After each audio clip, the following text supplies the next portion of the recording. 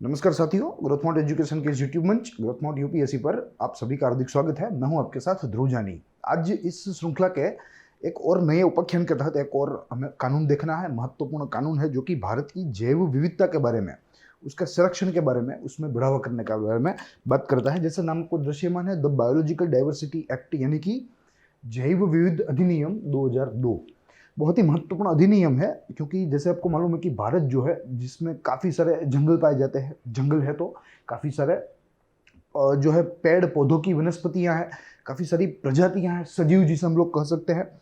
तो इससे भारत की जो जैव विविधता है वो बहुत ही विशाल है और इसे बहुत ही अच्छी तरीके से जो है रक्षित करने के लिए यहाँ यह कानून लाया गया है। दरअसल इस कानून के दो प्रमुख उद्देश्य है, जिनमें एक तो है घरेलू जैव विविधता का संरक्षण या उसका रक्षण करना, और दूसरा भारत का अंतर्राष्ट्रीय दायित्व। जो रियो दी जेनेरियो यानी कि ब्राजील के एक सिटी में जो अर्थ कॉन्फ्रेंस हुई थी, जिसके तहत वर्ष 1992 में, जिसके तहत बायोलॉजिकल कंजर्वेशन की बात की गई। जो जैव विविधता होती है अलग अलग राष्ट्रों में, उनको बचाने की, उनके संरक्षण की बात की गई, जिनका भारत जो है वो एक हस्ताक्षर करता है, यानी कि इंडिया इज ए सिग्नेटरी।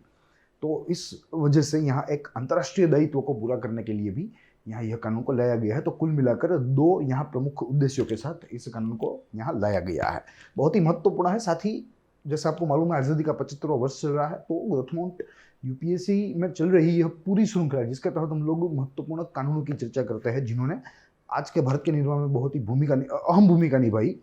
वो सारी श्रृंखला हम यहाँ इस आज़ादी का अमृत महोत्सव को समर्पित करते हैं। रही बात इस पुस्तिका की, जिसके ऊपर हमारी यह पूरी श्रृंखला आधारित है, ठीक है, बहुत ही फाइनली क्राफ्टेड बुक है और यूपीएससी की जो परीक्षा ज़रूरतें हैं एवं अन्य प्रतियोगिता परीक्षा की जो ज़रूरतें हैं उनको ध्यान में रखते हुए उस उद्देश्य के साथ यहाँ यह बुक को बनाया गया है। कुल बुक यह 12 विभागों में विभाजित है, ठीक है, कुल 12 विभाग है, जिनमें 11वां विभाग चल रहा है और आज यह 11वां विभाग का लास्ट अधिनियम है, लास्ट कानून है, जिनके तहत हमें बायोलॉजिकल डाइवर्सिटी देखना है। इस भाग में पर्यावरण एवं जैव विविधता संबंधी अधिनियमों की चर्चा हुई है, जिनमें आज हम लोग यहाँ यह आखिरी भाग देख रहे हैं। हमने काफ़ी सारे देखे, जैसे एनवायरमेंट देखा, जैसे पोल्यूशन एक्ट देखे, फॉरेस्ट एक्ट देखा, plus protection of plant species and farmers rights act देखे, ठीक है। तो काफ़ी सारे यहाँ पर्यावरण एवं जैव संरक्षण संबंधी कानून हमने देखे हैं। ये उनमें से आज आखिरी वाला है। अब शुरू करेंगे हमारी मूल चर्चा, जिनके तहत इंट्रोडक्शन से हम लोग कुछ बिंदुओं को देखेंगे, कुछ बिंदुओं से भारत की क्या परिस्थिति है, भारत में जैव विविधता की क्या परिस्थिति है, उसको समझेंगे। इंट्रोडक्शन से बात शुरू करनी है। 3 बिंदु है। सबसे प्रथम कहता है India is one of the 17 mega diverse countries in the world, यानी कि प्रचंड रूप से भारत में अगर प्रजातियों की बात करें, सजीव प्रजातियों की, तो प्रचंड रूप से उनकी जो तादाद है वो भारत में मिलती है। तो भारत जो है वो पूरे विश्व में, आई मीन 17वां ऐसा देश है जहां मेगा बायोलॉजिकल डाइवर्सिटी देखने को मिलती है। ये अपना आप में एक अचीवमेंट है जो भारत में है। With only 2.4% of earth's land area, India accounts for 7 to 8% of world's recorded species. Yes, विश्व में जो अलग अलग प्रजातियों की खोज हुई है, जिनके नाम रजिस्टर हुए हैं, जिन जिन प्रजातियों के, उनमें से 7 से 8% या 7 से 8% तो भारत में पाई जाती है अकेले में। On the other hand, Bharat का अगर भूभाग देखें पूरे विश्व का, तो वो मात्र 2.4% है, ठीक है। मगर अगर प्रजातियों की बात करें, कुल प्रजातियों की, तो भारत यहाँ 7 से 8% तक भारत में ऐसी प्रजातियां पाई जाती है, जो अपने आप में भारत की यह जो जैव विविधता अमीरी है उसकी जो बात है वो बयां करती है। फिर उसके पश्चात देखें तो तीसरा बिंदु कहता है कि hence India's management of its natural resources crucial to protect global biodiversity. और इसीलिए ग्लोबल बायोडाइवर्सिटी को, पूरी वैश्विक जैव विविधता को बचाने के लिए भारत में जैव विविधता को बचाना जरूरी है। भारत में जैव विविधता को बचाने के लिए कदम उठाने जरूरी है। तो यहाँ इतना इंपॉर्टेंस है इंडिया का। अगर ग्लोबल बायोडाइवर्सिटी की बात करें तो इंडिया जो है वो एक कंसिडरेबल प्लेयर हम लोग उसे मान सकते हैं या कह सकते हैं। तो ये बात रही इस कानून के परिचय की। अब इसकी पृष्ठभूमि देखेंगे कि कैसे यह कानून का उदय हुआ। जैसे मैंने आपको बताया कि 2 प्रमुख उद्देश्य थे। सबसे प्रथम तो था कि भाई घरेलू जो जैव विविधता की अमीरी है उसे संरक्षित करना, उसे बचाए रखना, उसमें बढ़ावा करना, और दूसरा अंतर्राष्ट्रीय दायित्व, भारत का जो अंतर्राष्ट्रीय दायित्व है उसे परिपूर्ण करना। देखिए कैसे है। India is a party to United Nation Convention on Biological Diversity signed at Rio de Janeiro on 5 June 1992। Rio de Janeiro Brazil का सिटी है, ब्राजील जो कि साउथ अमेरिका का एक लैटिन कंट्री है, साउथ अमेरिका का एक लैटिन कंट्री है ब्राजील, जिसके इस मुख्य शहर में कॉन्फ्रेंस हुई थी, एक सभा का आयोजन हुआ था वर्ष 1992 में, 5वीं जून थी, जिसके तहत उस सभा में, यूनाइटेड नेशन की इस सभा में बायोलॉजिकल डाइवर्सिटी को बचाने के लिए एक समझौती हुई, एक ट्रीटी हुई, संयुक्त जो है रूप से यह ट्रीटी हुई सभ्य राष्ट्रों के बीच में, यानी कि मेंबर नेशंस के बीच में। The treaty came into force on, या convention came into force on 29 of December 1993। 1993 में, 1993 की 29 दिसंबर को यह समझौती जो है वो उनके हस्ताक्षरकर्ता राष्ट्रों में लागू हो गई। This convention reaffirms the sovereignty rights of the state over their biological resource. Yes, यह समझौते में काफी सारी चीजें थी, मगर मुख्य केंद्र में जो था वो था बायोलॉजिकल डाइवर्सिटी, यानी कि प्रति राष्ट्र को अपने यहां अपनी बायोलॉजिकल डाइवर्सिटी को बचाने के लिए ठोस कदम उठाने चाहिए। एक ठोस तंत्र का जो है उस तंत्र की स्थापना, आई मीन, या ऐसा कोई मैकेनिज्म की स्थापना करनी आवश्यक है, ऐसा यहाँ बताया गया। काफी सारे प्रोविजंस थे, मगर सारे के सारे यहाँ बायोलॉजिकल डाइवर्सिटी को बचाने के केंद्र में ही थे, उसकी दिशा में ही थे। This convention reaffirms the sovereignty rights. Yes, इस कन्वेंशन ने जो समप्रभु अधिकार थे किसी भी राष्ट्र के अपनी प्राकृतिक संपत्ति के ऊपर, अपने प्राकृतिक संपदा या संसाधन के ऊपर, वो सुनिश्चित किए। वो बताया कि भाई वो तो उनका ही हक है, उनके द्वारा ही जो है उसका संरक्षण या उससे संबंधी कोई भी निर्णय लिया जा सकता है। तो यहाँ संप्रभु या सार्वभौमत्व, सार्वभौम कह सकते हैं किसी भी राष्ट्र का अपने कुदरती संसाधन पर, ये यहाँ इस पर्टिकुलर कन्वेंशन या इस समझौते ने सुनिश्चित किया। Biological diversity act 2002 was passed in Indian parliament to meet the obligation under National United Nations Convention on Biological Diversity, which is shortly called as CBD in 2002। ठीक है, तो यहाँ इस दायित्व को परिपूर्ण करने के लिए भारत ने अपने देश में 2002 में जो संधि 1992 में हुई थी, जिनके ऊपर भारत ने हस्ताक्षर 1992 में किए थे, जो लागू 1993 में हुई, उसके ऊपर ठीक 9 साल बाद, 9 या 10 साल बाद भारत ने अपने यहाँ एक कानून बनाया जो कि अपनी भारत की प्राकृतिक संपदा, अपने जैव विविधता को संरक्षित करे, अपने जैव विविधता का रक्षण करे। Law extends to whole of India. Yes, ये पूरे भारत के ऊपर लागू है। तो इस तरीके से भारत में यहाँ 2 प्रमुख उद्देश्यों के साथ यह कानून लाया गया। अब इसके यहाँ ऑब्जेक्टिव्स हमें रेखांकित किए हुए मिल रहे हैं, तो we will go through it. सबसे प्रथम उसमें कहा गया है कंजर्वेशन ऑफ बायोलॉजिकल डाइवर्सिटी। ये तो बट ऑब्वियस है, ये कानून ही उसका, ये कानूनी पूरा उसे समर्पित है कि भाई जैव विविधता का रक्षण हमें किसी भी हाल में करना है। तो ये इनके पहले उद्देश्य की बात हुई। दूसरा, promote the sustainable use of biological resource. Yes, ठीक है, यह कानून जो है वो 100% डिनाई नहीं करता, एब्सोल्यूट ब्लैंकेट बैन नहीं है किसी भी बायोलॉजिकल चीजों के उपयोग के ऊपर, कॉमर्शियल उपयोग के ऊपर, मगर यहाँ एक सस्टेनेबल यूज की बात की गई है जो अपने आप में सतत हो, टिकाऊ हो, ठीक है, जिनसे प्राकृतिक संपदा बिगड़े नहीं, जिनसे प्राकृतिक संसाधनों को कोई जो है आप समझ लीजिए कि कोई हार्म ना हो। ठीक है, तो ऐसे यूज को यहाँ बताया गया है, ऐसे यूज का सस्टेनेबल यूज की, सिंपली सस्टेनेबल यूज की एडवोकेसी यहाँ की गई है। And third, provision of mechanism for fair and equitable sharing of the benefits arising out of the utilisation of genetic resource. Yes, तो यहाँ एक ऐसा तंत्र भी स्थापा कि जो जेनेटिक रिसोर्स है, जिनके सस्टेनेबल एवं आप कह सकते हो कि डिस्क्रिशनल यूज से, इकोनॉमिक यूज से जो फायदे हो रहे हैं, उनका बंटवारा कैसे किया जाए बिटवीन म्यूचुअल स्टेक होल्डर्स। ठीक है, तो उसके लिए भी यहाँ एक मैकेनिज्म ये कानून प्रदान करता है। तो कुल मिलाकर इन 3 रेखांकित उद्देश्यों के साथ यह कानून को लाया गया था। अब हमें इसके कुछ प्रमुख प्रावधान देखने हैं, अलग अलग बिंदुओं के तहत प्रमुख प्रावधान देखेंगे हम लोग, जिनमें प्रथम बिंदु में चर्चा की गई है regulation of access to biological diversity.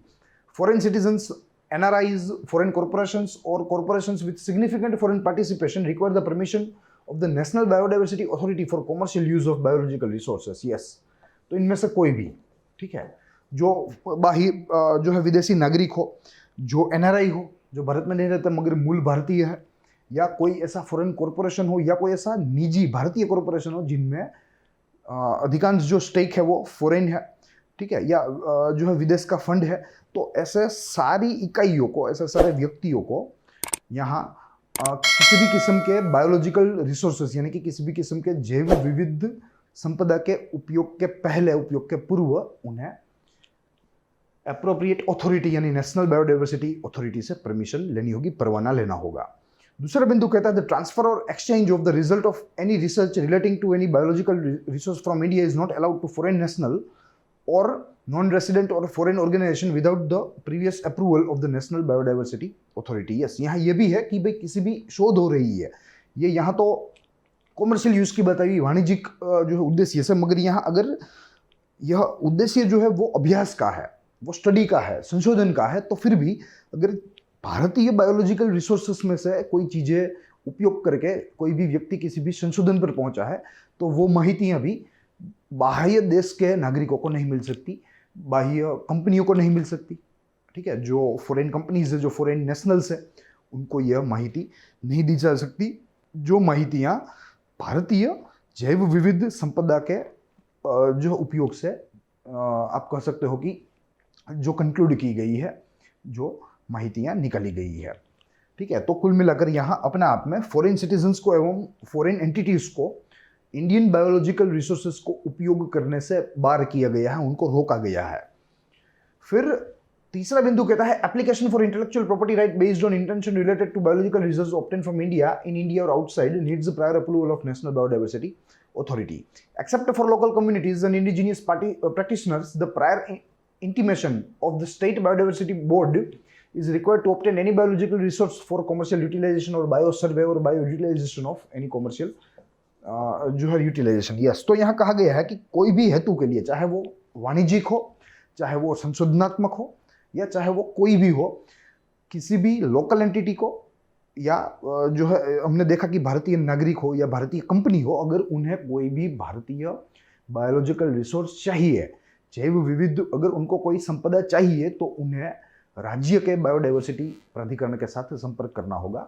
राज्य बोर्ड के परवाने से ही वे लोग इन चीज़ों का उपयोग कर सकेंगे, ऐसा यहाँ स्पष्ट किया गया है। चाहे उपयोग कोई भी हो, चाहे वो वाणिज्यिक हो, चाहे वो बिन वाणिज्यिक हो, मगर प्रोसीजर जो है वो यहाँ सेम ही रहेगी।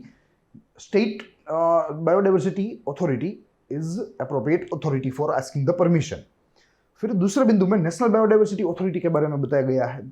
द नेशनल बायोडाइवर्सिटी अथॉरिटी यानी कि राष्ट्रीय जैव विविध प्राधिकरण was established under the Ministry of Environment, Forest and Climate Change in 2003 for effective implementation of the provisions of Biological Diversity Act 2002. Yes, इन कानून के प्रावधानों का अच्छी तरीके से कार्यान्वयन करने के लिए, अनुपालन करवाने के लिए यहाँ ऐसा प्राधिकरण का जो है गठन किया गया। ऐसे प्राधिकरण की स्थापना वर्ष 2003 में करी गई। It is the autonomous statutory body with headquarters इन चेन्नई।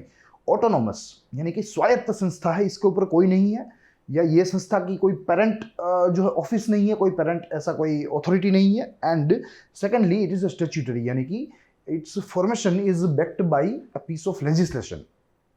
ठीक है, किसी भी विधान से यह ऐसी प्राधिकरण या ऐसी बॉडी का गठन हुआ है, तो ये बात हमें भूलनी नहीं चाहिए। And it is headquartered at Chennai, Tamil Nadu. ठीक है, सो ये यहाँ कुछ बिंदु थे। अब अगर उसके स्ट्रक्चर के बारे में देखें तो एक तो चेयरमैन रहेंगे और 7 एक्स ऑफिशियो मेंबर्स रहेंगे। एक्स ऑफिशियो यानी कि बाय डिफॉल्ट। चेयरमैन में देखते हैं ही और she is an eminent person having adequate knowledge and experience in the conservation and sustainable use of biological diversity and no matters relating to equitable sharing of benefits and appointed by the central government. Yes, so the power is vested in central government to appoint a chairman. ठीक है, और चाहे जो कोई भी हो, चाहे वो कोई स्त्री हो या कोई पुरुष हो, उनका जो अनुभव है इस क्षेत्र में, बायोलॉजिकल कंजर्वेशन के क्षेत्र में या सस्टेनेबिलिटी के क्षेत्र में, वो बहुत ही भरपूर होना चाहिए। Then they are eligible for the appointment. फिर 7 एक्स ऑफिशियो मेंबर्स है। This members are also to be appointed by the central government from the following fields: which include agricultural research and education, biotechnology, ocean development, agriculture and cooperation, Indian system of medicine and homeopathy, science and technology, and scientific and industrial development. So these are the fields from which government will select veterans, ठीक है, या scholars to advise this particular board. फिर उसके बाद 5 non-official members, they are also be appointed by the central government, and this will be the person with good domain knowledge in biodiversity. Yes, 5 non-official members which are to be appointed by central government, and they are also experts. They are also experts relating to this field. फिर अगर function की बात करूं, कार्य की, तो यहाँ काफी सारे कार्य है जिनके तहत हमें कुल 5 महत्वपूर्ण कार्य देखने हैं, जिनमें प्रथम है it grants approval to obtain any biological research occurring in India or knowledge associated with research or for commercial utilization or bio survey and bio utilization. Yes, तो सबसे प्रथम तो इसका मुख्य कार्य यह है कि भाई यह अप्रूवल देता है, यह परवाना देता है। किसके लिए? तो अगर कोई भी व्यक्ति, भारतीय व्यक्ति जो भारत के बायोलॉजिकल रिसोर्सेज का उपयोग करना चाहता है, चाहे वो वाणिज्यिक उपयोग हो, चाहे वो बिन वाणिज्यिक उपयोग हो, in every case national biodiversity authority is approving authority. फिर दूसरे बिंदु में it approves the transfer of the result of any research relating to any biological resource occurring in or obtained from India for monetary consideration or otherwise. Yes, तो यहाँ transfer of result की भी बात की गई है, तो ये भी नेशनल बायोडाइवर्सिटी अथॉरिटी के द्वारा ही किया जाएगा जब भारत के किसी भी बायोलॉजिकल संसाधन का उपयोग करके, किसी भी जैव विविध संपदा का उपयोग करके अगर कोई भी वैज्ञानिक, कोई भी संशोधक किसी भी संशोधन पर पहुंचता है, किसी भी जो है अगर आविष्कार तक पहुंचता है कोई भी वैज्ञानिक, तो ऐसे में यहाँ ट्रांसफर ऑफ राइट्स जो है वो भी इस प्राधिकरण के द्वारा ही किए जाएंगे, राष्ट्रीय जैव विविध प्राधिकरण के द्वारा। तीसरे बिंदु में कहा गया है it approves the application for the intellectual property rights in or outside India for any invention based on any research or information on a biological resource obtain from India.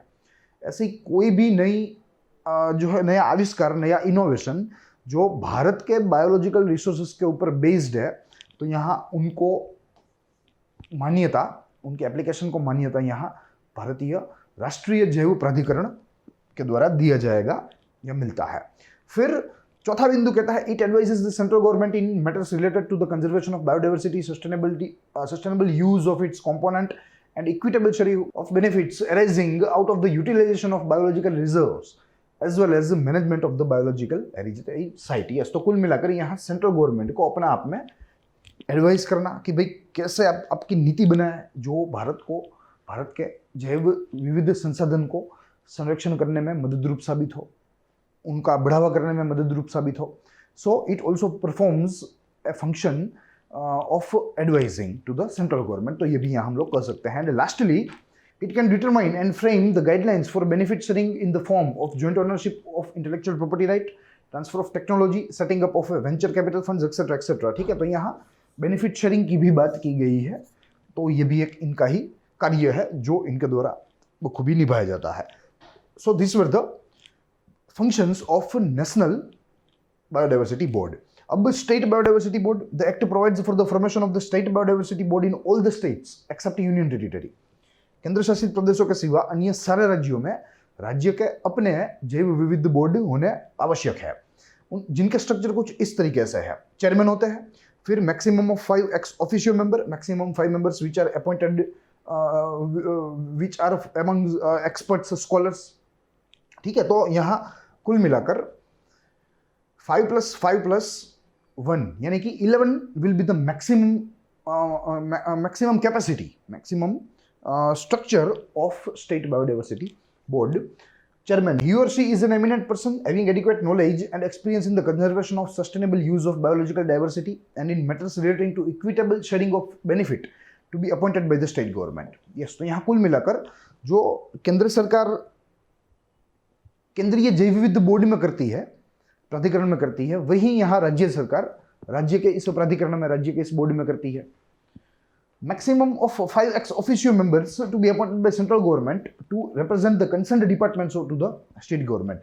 And lastly, maximum 5 members which are to be appointed from among the experts in matters relating to conservation of biological diversity, sustainable use of biological resource and equitable sharing of benefits arising out of the use of this biological resource. तो यहाँ इन क्षेत्र के तज्ञों को, इन क्षेत्र के scholars को यहाँ जो है इस बोर्ड में जगह दी जाती है, उनका भी आवाज होता है, उनके ओपिनियंस को रखा जाता है और एक डेमोक्रेटिक प्रोसेस से डिसीजंस जो है वो लिए जाते हैं और केंद्र सरकार एवं राज्य सरकारों को ऐसे प्राधिकरणों से सलाह भी मिलती रहती है। तो इन उद्देश्यों के साथ यहाँ इनका गठन किया गया था। अब फंक्शन देखे स्टेट के, राज्य के देखे थे, कुछ फंक्शन सिमिलर है जो स्टेट वही फॉलो करेंगे मगर अपने जुरिस्डिक्शन में, वही जो केंद्रीय है वे पूरे भारत भर में है, पूरे भारत भर के लिए है।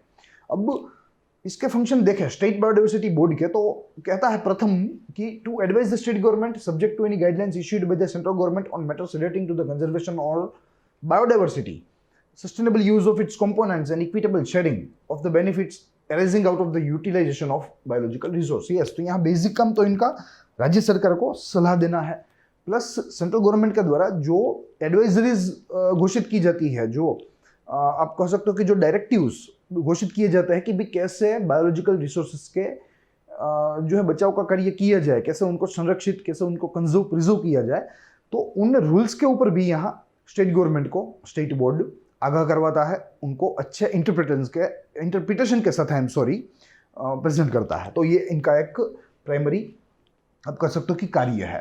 फिर सस्टेनेबल यूज कैसे करना है, बायोलॉजिकल रिसोर्सेज का ऑप्टिमम यूज कैसे करना है, इकोनॉमिक यूज कैसे करना है, बेनिफिट शेयरिंग कैसे करना है, तो वो चीज़ों पर भी यहाँ राज्य सरकार को सलाह मिलती रहती है राज्य जैव विविधता बोर्ड के द्वारा। फिर to regulate by granting approvals और otherwise request for commercial utilization or biosurvey and bioutilization or any other biological resource by Indian। yes, तो यहाँ इनको मात्र और मात्र रेगुलेटिंग पावर ही मिले हुए हैं और ये सारी प्रक्रिया उनको रेगुलेट करनी है। To perform such other function as may be necessary to carry out the provisions of this act और as may be prescribed by the state government, और अन्य ऐसे सारे कार्य जो आवश्यक लगे इस अधिनियम के प्रावधानों को अमलीकरण बनाने में या राज्य सरकार के द्वारा दिए गए नीति निर्देश के अनुसार यहाँ इन जो है बायोडाइवर्सिटी बोर्ड के द्वारा कार्य करे जाएंगे या किए जाएंगे। So this all are the functions which are to be performed by state biodiversity boards. अब चौथे बिंदु पर duties of the central government and state governments की बात की गई है, जिनमें सेंट्रल गवर्नमेंट के पहले देखेंगे, फिर बाद में स्टेट गवर्नमेंट के ऊपर भी प्रकाश करेंगे। सेंट्रल गवर्नमेंट में कहा गया है कि policy initiatives for in situ and ex situ conservation and research. देखिए in situ and ex situ conservation, in situ यानी कि in house and ex situ यानी कि एक्स हाउस यानी कि हाउस के बाहर जो चीजें आप घर के अंदर मैनेज कर सकते हो। सिंपली अगर मैं आपको बताऊं कि इन सिटू और एक्स सिटू को क्या कहते हैं, तो सिंपली अगर जिन चीजों को आप इन हाउस मैनेज कर सकते हो, चाहे वो बनाना हो, चाहे वो चलाना हो, जो कोई भी हो, तो उसे इन सिटू कहते हैं। मगर अगर ऐसी कोई चीज़ की आपको कुछ कार्य में ज़रूरत लगी जो बाहर ही मिल रही है, जो आपको आउटसोर्सिंग करनी पड़ेगी, बाहर जाना ही पड़ेगा फॉर XYZ थिंग्स, तो उसे यहाँ एक्स सेतु कहते हैं। तो यहाँ दोनों ही अप्रोच अपनाए हैं, इन सेतु हो चाहे एक्स सेतु हो, दोनों ही अप्रोच अपनाए हैं। जो है the output should be biological conservation. फिर give directives to the state government for the protection of vulnerable habitats and species. Yes, state governments को यहाँ डायरेक्ट करना, उनको दिशा निर्देश देना कि भाई कहाँ ज़्यादा कंजर्वेशन की ज़रूरत है, कहाँ ज़्यादा आपको आरक्षण की ज़रूरत है, ऐसे एरियाज को पहले तो आइडेंटिफाई करना, फिर स्टेट गवर्नमेंट को जो है एडवाइस देना। फिर undertake measures like environmental impact assessment of a project और mitigate the risk associated with new biological inventions. Yes, environmental impact assessment जो कि अपने आप में रिलेटिवली नया कॉन्सेप्ट है, ठीक है, जो पहले नहीं था, मगर अब धीरे धीरे पर्यावरण जो है उसकी गुणवत्ता बहुत ही दिन प्रतिदिन कम होती जा रही है, डिप्लीट होती जा रही है। तो ऐसे में पर्यावरण को बनाए रखना भी एक चुनौती है, एक आवश्यकता है। तो अब ऐसे ही प्रोजेक्ट्स को मंजूरी मिलेगी जो पर्यावरण के साथ संलग्न है, पर्यावरण के लिए रिलायबल है, ठीक है। आज उन प्रोजेक्ट्स को ही अब मंजूरी मिल रही है, उनको परवाना मिल रहा है, और वो क्या कोई पर्टिकुलर प्रोजेक्ट एनवायरनमेंट के लिए रिलायबल है या नहीं है, वो जानने के लिए यहाँ ये असेसमेंट होता है, जिनका नाम है एनवायरनमेंट इम्पैक्ट असेसमेंट, ठीक है। कोई भी प्रपोज्ड, आप समझ लो कोई मिशन है, कोई जो है इंडस्ट्री एस्टेब्लिश करनी है, तो उसका पूरा EIA बनेगा कि भाई यह एनवायरनमेंट को किस तरीके से हानि कर सकता है। अगर उसमें जो पहले से प्री डिटरमाइंड पूर्व निर्धारित जो परिमाण है अगर उनसे ऊपर आए या उनसे नीचे आए then the project is not allowed. ठीक है, तो वहां प्रोजेक्ट को छोड़ दिया जाता है, उसे परिपूर्ण नहीं किया जो है जा सकता। तो कुल मिलाकर यहाँ इन आप कह सकते हो कि बोर्ड्स को ऐसे फंक्शंस करने होते हैं एंड यहाँ सेंट्रल गवर्नमेंट की भी यह ड्यूटी रहती है कि भाई ऐसे बोर्ड्स, ऐसी इकाइयाँ, ऐसे मैकेनिज्म के तहत ऐसे असेसमेंट रिपोर्ट्स करवाए। आज ऐसा एक सोशल इम्पैक्ट असेसमेंट भी बहुत ही प्रचलित है, जिनके तहत अगर कोई मिशन कहीं पर भी प्रपोज्ड है तो वहाँ के अगल बगल के समाज के ऊपर, वहाँ के लोगों के ऊपर उस मिशन की या उस प्रोजेक्ट का क्या असर रहेगा, कि जो है क्या वे असर सकारात्मक रहेगी, क्या वे नकारात्मक रहेगी, यह सारी चीज़ें देखी जाती है। जैसे यहाँ एनवायरनमेंट के बारे में है, वहाँ लोगों के बारे में है। ठीक है, कि क्या लोग इनसे क्या लोगों को, आजू बाजू रहने वाले लोग हैं, क्या उनको नुकसान होगा, क्या उनकी रोजी बढ़ेगी, क्या उनकी आय बढ़ेगी। ठीक है, तो यह सारी चीजें जो है वो सोशल इंपैक्ट असेसमेंट में आती है। वही एनवायरनमेंट के संबंधी जो कोई भी चीजें है वो यहाँ ये में आती है। फिर take efforts to protect indigenous knowledge of the communities. Indigenous knowledge of the community, जो पीढ़ी दर पीढ़ी जो ज्ञान आ रहा है, ट्रांजिट हो रहा है, ठीक है, उनको बनाए रखना ये भी सेंट्रल गवर्नमेंट का दायित्व है। Notify and protect the threatened, vulnerable and endangered species. Yes, जो एंडेंजर्ड वल्नरेबल स्पीसीज है उनको भी यहाँ बचाना, उनके लिए एक अलग से पहचान क्रिएट करना, और लोगों में एवं जो प्राधिकरण है, अलग अलग आप कह सकते हो कि जो सेक्टोरल डिपार्टमेंट्स है जो इन चीज़ों के साथ जुड़े हुए हैं, चाहे वो फॉरेस्ट ब्यूरोक्रेसी ले लीजिए, चाहे वो अन्य कोई चीज़ें ले लीजिए, उनको वाकिफ करवाना और उनकी सुरक्षा करना। And lastly designate repositories for specified biological materials. Yes, तो यहाँ रेपोजिटरी यानी कि संग्रहालय, तो जो कुछ भी महत्वपूर्ण चीजें हैं उनको यहाँ संग्रह करना, तो ये भी सेंट्रल गवर्नमेंट का ही काम है। रही बात स्टेट गवर्नमेंट की, तो उनके भी कुछ काम है, जिनमें सबसे प्रथम है declaration of biodiversity heritage site in consultation with local bodies. Yes, biodiversity heritage site को यहाँ पहचानना, ये इनका एक मुख्य कार्य है इन कंसल्टेशन विथ लोकल अथॉरिटीज, यानी कि जो स्थानिक इकाइयाँ हैं, स्थानिक प्रशासन है, उनके साथ मिलजुल कर यह डिसीजन लेना, ताकि भविष्य में ऐसी साइट्स को बचाया जा सके, वहाँ जो जैव विविधता है उनको भी कंजर्व किया जा सके। फिर उसके पश्चात framing the rules for management and conservation of biodiversity heritage site in consultation with the central government. Yes, framing the rules and management guide, कि कैसे जो ऐसी बायोडाइवर्सिटी हेरिटेज साइट्स है उनका प्रबंधन, उनका प्रशासन कैसे होगा, तो वो यहाँ राज्य सरकार के द्वारा तय किया जाएगा in consultation with central government. And lastly frame schemes for the compensation and rehabilitation of affected communities. Yes, जिन जिन कम्युनिटीज को जो है, जिन जिन कम्युनिटीज प्रभावित हुए हैं, जो समुदाय प्रभावित हुए हैं, उनके भी क्षतिपूर्ति की बात करना, ये भी यहाँ स्टेट गवर्नमेंट के द्वारा किया जाएगा, वो पूरा प्रबंधन। अब पांचवा बिंदु कहता है biodiversity management committee. Every local body shall constitute these committees for conservation, sustainable use and documentation of biological diversity within their area. Yes, every local body shall constitute this committee. ठीक है, every local body shall constitute for their area. They are consulted by National Biodiversity Authority and State Biodiversity Board regarding the use and knowledge associated with the biological resource in their area. Yes, they are trained actually. ठीक है, by National Biodiversity आप कह सकते हो कि authority and state biodiversity board, ठीक है, उनके द्वारा उनको सही तालीम, सही सूचनाएं दी जाती है, सही माहितियां दी जाती है, तब जाके वे अपने लोकल एरियाज में बायोडाइवर्सिटी कंजर्वेशन अच्छी तरीके से कर पाते हैं। दे लेवी चार्जेस फॉर एक्सेसिंग और collecting any biological resource for commercial purpose. Yes, commercial purpose के लिए अगर कोई भी व्यक्ति जैव विविध ऐसी संपदाओं का उपयोग करना चाहता है तो उनको एक जो कर है वो भरना पड़ेगा, दे लेवी चार्जेस। फिर फंड्स की बात है, नेशनल बायोडाइवर्सिटी फंड की बात करें तो जो है राष्ट्रीय स्तर पर कुछ इस तरीके से फंड आता है, और हमें साइमल्टेनियसली स्टेट का भी देखना है। शुरू करेंगे नेशनल से। इट कंस्टिट्यूट ऑल ग्रांट्स और loans received by the central government, charges and royalty by the national biodiversity authority. Yes, किसी भी किस्म की ग्रांट हो, लोन हो जो कि सेंट्रल गवर्नमेंट के द्वारा मिली हुई हो, plus the board also charges for royalties, ठीक है, under this particular act, under National Biodiversity आप कह सकते हो कि under biological diversity act, and it is charged by national biodiversity authority, यानी कि this authority is nodal for collecting all types of taxes and charges. फिर this fund is used for channelling benefits to the benefit claimer conservation and promotion of bio resources and socio economic development of biodiverse area. Yes, तो यहाँ कुल मिलाकर यह fund का उपयोग सबसे प्रथम तो जो है वहाँ जो लोग रहते हैं, बायोडाइवर्स एरिया में जो लोग रहते हैं, उनके लिए किया जाना चाहिए, उनके वेलबींग के लिए जो है ये फंड का उपयोग होता है। तो अपने आप में सोशियो इकोनॉमिक स्टेटस में भी इजाफा होगा वहाँ रहने वाले लोगों का, एवं साथ ही में जो यहाँ बताया गया है कि भाई बायो रिसोर्सेज का प्रमोशन भी होगा। तो कुल मिलाकर यहाँ बायोडाइवर्सिटी का कंजर्वेशन भी हो रहा है, उनका प्रमोशन भी हो रहा है for sustainable commercial use, and lastly जो कम्युनिटीज़ है, जो लोकल कम्युनिटीज़ है जो इस बायोडाइवर्स एरियाज में रहती है, उनका सोशियो इकोनॉमिक स्टेटस भी सुधर रहा है। ठीक है, तो कितना हेल्पफुल यहाँ ये कानून है, ये अंदाजा हम लोग यहाँ से लगा सकते हैं। On the other hand, state biodiversity fund की बात करें तो it constitutes all grants and loans received from the national biodiversity authority and the state government. Yes, ठीक है, central government national biodiversity authority में पैसे देगा, central government, I am sorry,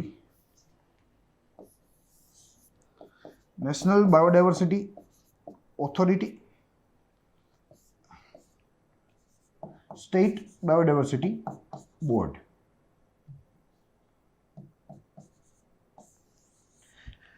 ठीक है, यहां से पैसे यहां आएंगे, फिर यहां से पैसे यहां आएंगे, यहां स्टेट गवर्नमेंट से भी पैसे आ सकते हैं। ठीक है, तो यहां सोर्स की कोई कमी नहीं है, मात्र और मात्र मैनेजमेंट की जो कुछ भी कमी है वो मैनेजमेंट तक, प्रबंधन तक सीमित है। फिर it is applied for the management and conservation of heritage site, conservation and promotion of bio resources. यहाँ यह सारी धनराशि जो है वो उपयोग में ली जाती है। Compensation and rehabilitation and affected communities and socio economic development of the affected area.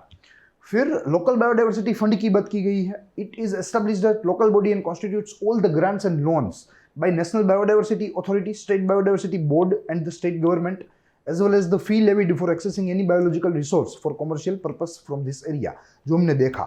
ठीक है, तो इनके तीन सोर्स हुए, एक तो नेशनल बायोडाइवर्सिटी अथॉरिटी में जो वहाँ से जो कुछ डायरेक्ट आएगा वो आएगा, फिर नेशनल बायोडाइवर्सिटी अथॉरिटी से स्टेट बायोडाइवर्सिटी बोर्ड के रास्ते जो कुछ भी आएगा वो आएगा, और तीसरा जो उनके द्वारा ही प्रत्यक्ष रूप से जो कर वसूला जाता है किसी भी व्यक्ति, किसी भी कंपनी के पास से जो बायोलॉजिकल रिसोर्सेज का वाणिज्यिक उपयोग करना चाहती है, तो वो पैसे भी यहाँ इस राशि में जमा होंगे। It is utilized for conservation and promotion of biological diversity in the areas following within the jurisdiction of concerned local body and for the benefit of the community. Yes, तो ये पैसे यहाँ की स्थानिक कम्युनिटी एवं यहाँ के जो है जो संसाधन है, बायोडाइवर्स संसाधन है, उनके संरक्षण में, उनके रक्षण में ही उपयोग में लिए जाएंगे। फिर पेनल्टीज की बात की गई है, यानी कि दंड। Any offence under this act is non bailable and cognizable, यानी कि नॉन बेलेबल है, कॉग्निजेबल है, यानी कि एक प्रकार से आप कह सकते हो कि it is a serious crime.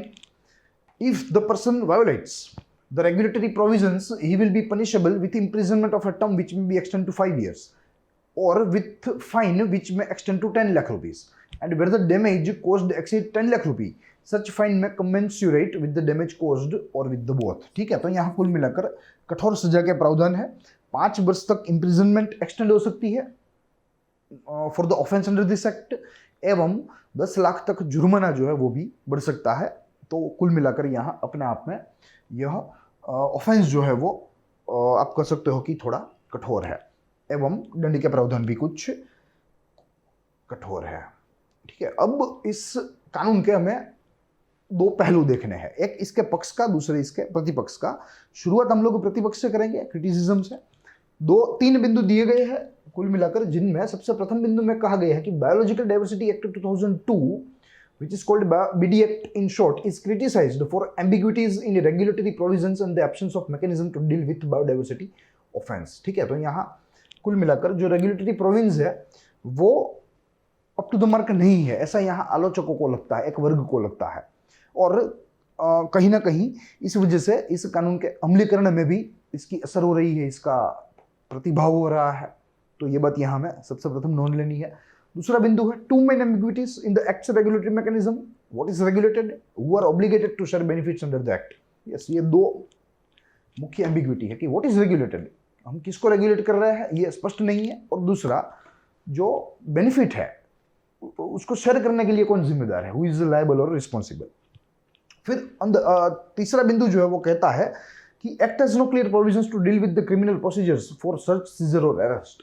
Yes, यहाँ ऐसी कोई चीजें नहीं है, क्रिमिनल प्रोसीजर के साथ डील करने के लिए यहाँ कानून में कोई ऐसी चीजें देखी नहीं गई, अन्यथा हमने वाटर पोल्यूशन, एयर पोल्यूशन में देखी है।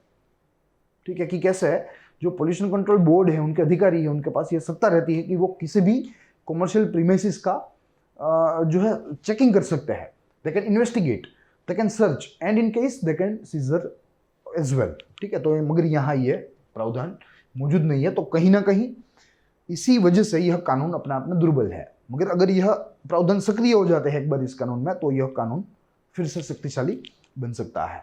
ऑन द अदर हैंड हमें इंपॉर्टेंस देखना है, काफी सारे बिंदु है। सबसे प्रथम कहता है statutory structural framework, it provides under the act that it has provided to be profounding towards enhancing the efforts towards the conservation of biodiversity। yes, क्योंकि यह एक डेडिकेटेड स्टैट्यूट है, यह एक समर्पित अधिनियम है, समर्पित कानून है, जिसने अपने आप में भारत में जैव विविधता को बचाने के क्षेत्र में अच्छा कह सकते हो कि नोंदनीय कार्य किया है। Then recognition of knowledge of local communities. Yes, local communities है जो अपने आप में बायोडाइवर्स के इस क्षेत्र में बहुत ही माहितगार है, बहुत ही माहितगार, तो उनके ज्ञान को यहाँ सबसे प्रथम बार इस कानून ने मान्यता दी। अन्यथा टिल डेट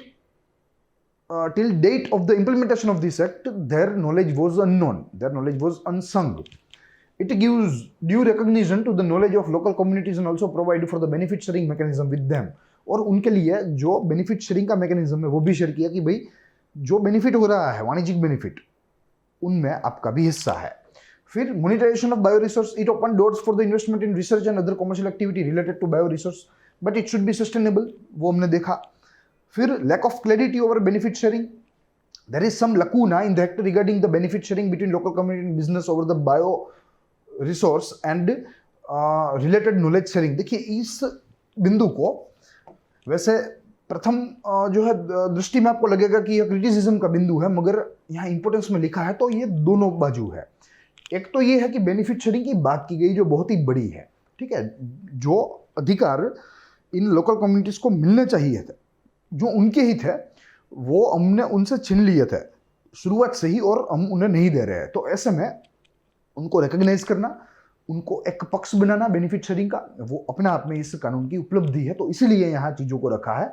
हालांकि there is some administrative lacuna, अगर प्रशासन की बात करें, प्रबंधन की बात करें, तो उसमें कुछ क्षति है, कुछ खामियां हैं, जो मुझे लगता है कि भारतीय सरकार के द्वारा जल्द से जल्द जो है वो खामियां दूर की जा सकती है। मगर अन्यथा कानून की दृष्टि से देखें तो यहाँ जो बेनिफिट शेयरिंग का पूरा मॉडल है वही अपने आप में इस कानून की उपलब्धि है, तो इसलिए यहाँ इसे इंपोर्टेंस के बाजू में रखा गया है। उसके पश्चात need for effective implementation. Yes, there was a need. Biodiversity management committees are not formed in all local bodies, yet thus preparation of people's register of biodiversity, environmental impact assessment, etc. have not materialized up to the mark. Restriction on foreign investment. Foreign investment and foreign companies should be barred. It will be helpful to check foreign domination on India. तो ये अपने आप में कुल मिलाकर भारत के इस जैव विविध कानून 2002 के महत्व थे। दोनों पक्ष देखे हमने, पहले जो है प्रतिपक्ष की बात की, फिर बाद में हमने इसका पक्ष देखा। अब आगे हमें 2-3 स्लाइड के जरिए कुछ ऐसी माहितियां लेनी है जो इस कानून के साथ संबंधी है और हमारे लिए जाननी जरूरी भी है, जिनमें सबसे प्रथम है कि कैसे जो बायोडाइवर्सिटी मैनेजमेंट कमेटी है वो कैसे बन सकती है और उसका कार्य कैसे किया जा सकता है। The central government notified Biological Diversity Rules 2004 to give the operational guidelines to the Biological Diversity Act 2001 with effect from 15th April 2004. These rules are updated and revised timely. ठीक है, तो कैसे इस कानून का कार्यान्वयन हो उसके लिए सेंट्रल गवर्नमेंट ने यह नियम अधिसूचित किए हैं और इसमें फेरफार सेंट्रल गवर्नमेंट समय समय पर करती जाती है। Constitution of the biodiversity management committee जो प्रति लोकल लेवल में होती है। The Biodiversity Management Committee as constituted shall consist of a chairperson and not more than 6% nominated by local body, of whom not less than 1/3 should be women and not less than 18% should belong to scheduled caste and scheduled tribes। यानी कि यह एक democratic institution है, I am sorry. और यहाँ सभी वर्गों का ध्यान रखा गया है, चाहे वो आर्थिक या सामाजिक रूप से पीड़ित प्रताड़ित वर्ग हो, चाहे वो महिला हो, दोनों के प्रतिनिधि का या प्रतिनिधित्व का ध्यान यहाँ भरपूर रखा गया है। The chairperson of the biodiversity management committee shall be elected from the amongst the member of the committee in a meeting to be chaired by chairperson of the local body. The chairperson of a local body shall have the casting vote in case of tie. Yes, तो यहाँ chairperson है, उनकी नियुक्ति नहीं है, उनका appointment नहीं है, मगर समझना है उनका चयन है। ठीक है, जो है उनका चुनाव होगा यहाँ, इंटरनल इलेक्शन जिसे कहते हैं, और वो एक ऐसी मीटिंग में होगा। ठीक है, ऐसी मीटिंग में होगा जहाँ लोकल बॉडीज के जो हेड है, उसके जो चेयरमैन है, वो उस मीटिंग को चेयर करेंगे। यहाँ सभ्यों के द्वारा वोट्स डाले जाएंगे, किसी एक को चेयरपर्सन चुनना है, और अगर यहाँ वोट इक्वल रहे दोनों पक्ष, दोनों बाजू के, तो यहाँ चेयरमैन को कास्टिंग वोट का भी राइट है। तो कुछ इस तरीके से लोकल लेवल पर बायोडाइवर्सिटी मैनेजमेंट कमिटियों का गठन हो रहा है, और जहाँ जहाँ कहीं भी हुआ है वहाँ उस प्रदेश के जो है ऐसे बायोडाइवर्स रीजन्स का रक्षण भी अच्छी तरीके से हुआ है। ज़्यादा से ज़्यादा लोकल बॉडीज़ में ऐसी कमेटियों का, ऐसी समितियों का गठन होना चाहिए। ये पहली बात रही। दूसरी बात है preparation of people's biodiversity register. ये भी महत्वपूर्ण है। 4-5 बिंदु है, we will take a look at them. First one, the chairperson of biodiversity management committee shall have a tenure of 3 years. The main function of Biodiversity Management Committee is to prepare people's biodiversity register in consultation with local people. The register shall contain comprehensive information on availability and knowledge of local biological resources, their medicinal and any other use or any other traditional knowledge associated with them. यानी कि बहुत ही बड़ा यह बड़ी योजना है, बहुत ही अच्छी योजना है। ठीक है, to prepare people's biodiversity register in consultation with local people। ठीक है, तो ये बहुत ही बड़ी बात है जो लोकल लेवल पर बायोडाइवर्सिटी मैनेजमेंट कमेटी गठित की गई है उनके द्वारा करना है। ठीक है, उनके द्वारा स्थानिक लोगों के कंसल्टेशन के साथ वे लोग वहाँ की जो स्थानिक ऐसी जो संपदाएं है जिनका औषधीय उपयोग हो सकता है या बिन औषधीय उपयोग हो सकता है, उनके बारे में यहाँ माहिती इकट्ठा करना है और माहिती को डॉक्यूमेंट करना है। The authority shall take steps to specify the form of people's biodiversity register and the particulars it shall contain and the format for electronic database. The authority and state biodiversity board shall provide guidance and technological support to the biodiversity management committee for preparing people's biodiversity register. Yes, यह कार्य ground field पर local authority में जो गठित है biodiversity management committee उनके द्वारा किया जाएगा, मगर उनको जो सपोर्ट है, टेक्नोलॉजिकल सपोर्ट कह लीजिए या अन्य आर्थिक सपोर्ट कह लीजिए या प्रशासकीय सपोर्ट कह लीजिए, वो स्टेट बायोडाइवर्सिटी आप कह सकते हो बोर्ड एवं सेंट्रल बायोडाइवर्सिटी अथॉरिटी के द्वारा दिया जाएगा। The people's biodiversity register shall be maintained and validated by the biodiversity management committees. The committees shall also maintain a register giving information about the details of the access of biological resource and traditional knowledge granted, details of the collection fee imposed and details of the benefits arrived and the mode of their sharing। ठीक है, तो यहाँ कुल मिलाकर न केवल वहाँ की स्थानिक माहिती मगर पूरा जो हिसाब है, ठीक है, वो भी यहाँ इस रजिस्टर में लिखा जाएगा कि भाई कोई भी पर्टिकुलर जगह के बायोलॉजिकल रिसोर्सेस जो दिए गए हैं उनमें से जो आई हुई है, जो फीस चार्ज की गई है या अगर कोई बेनिफिट आए हैं तो उनका शेयरिंग, वो सारी चीज़ें यहाँ इस रजिस्टर में लिखित रहेगी अपने आप में, और ये पूरे लोगों के लिए, पूरे देश के लिए सार्वजनिक रहेगा। ठीक है, तो कुल मिलाकर यहाँ अपने आप में इस योजना से भारतीय सरकार या आप कह सकते हो कि जो भारतीय प्रशासन है वो भारतीय जैव विविध संसाधन की माहितियों को सदैव के लिए एक प्रकार से रक्षित या एक प्रकार से भंडारण करने चाहेगा। तो यही सारी चीज़ें थी जो कि आज हमें यहाँ समझनी थी। I hope you enjoy the lecture. महत्वपूर्ण था क्योंकि अपने आप में आज ग्लोबल वार्मिंग का पीरियड है, तो यहाँ बायोडाइवर्सिटी, एनवायरनमेंट, पोल्यूशन, ये सारे जो है हॉट फेवरेट आज के मुद्दे हैं। तो ऐसे में यहाँ परीक्षा में भी काफ़ी सारी बार इस टॉपिक संबंधी प्रश्न पूछे गए हैं। I hope you enjoy the lecture. तो आज इतना ही, हम लोग मिलेंगे अगले उपाख्यान में अगले कानून के साथ, उसकी समझ के साथ। तब तक के लिए दीजिए इजाज़त। देखते रहिए ग्रोथ मोड यूपीएससी। जय हिंद।